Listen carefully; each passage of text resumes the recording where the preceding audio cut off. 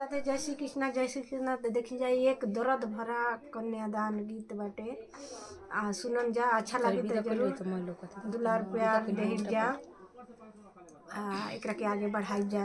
बहुत दर्द भरा बा कन्यादान गीत है, जरूर सुनम जा।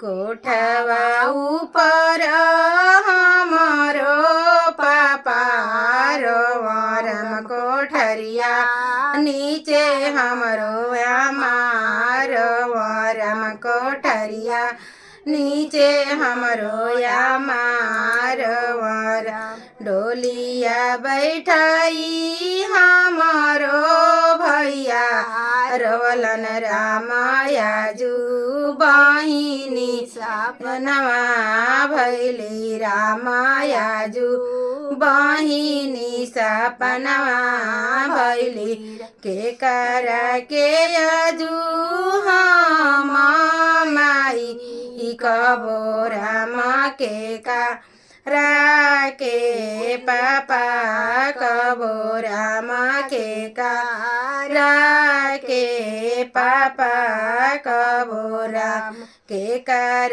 पंजरवाया जू हम बैठब के मोरे दुखवा बुझिए रामा के मोरे दुखवा बुझिए ताना बचना जब सुनेला सुंदर दुल्हा रामायर जीव वचन करे रामायर जीव वचन करे राम आजू हमर पापा धानी तोहर पापा होई रामा मम्मी हमारो मम्मी होई रामा मम्मी हमारो मम्मी होई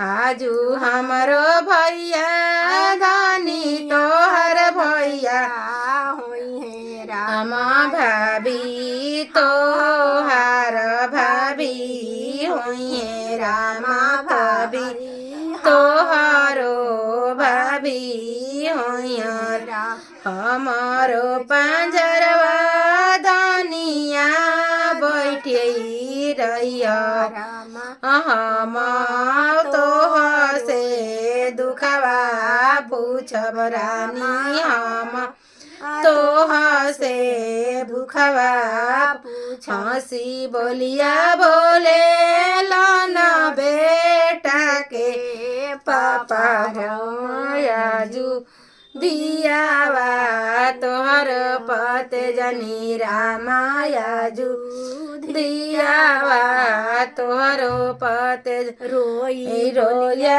बोले लाना बेटा के पापा रामायाजू दियावा तोहर पत जनी रामायाजू दियावा तोहरा पते जनी रामायाजू दियावा तोठावा ऊपर बैठी मामा रोम रामायाजू बेटी सपनवा भैली रामायाजू बेटी सपनवा भैली राम। तो बहुत दर्द भरा गीत रहे। सुनम जा फूल गीत अच्छा लगी तो कमेंट जरूर करो।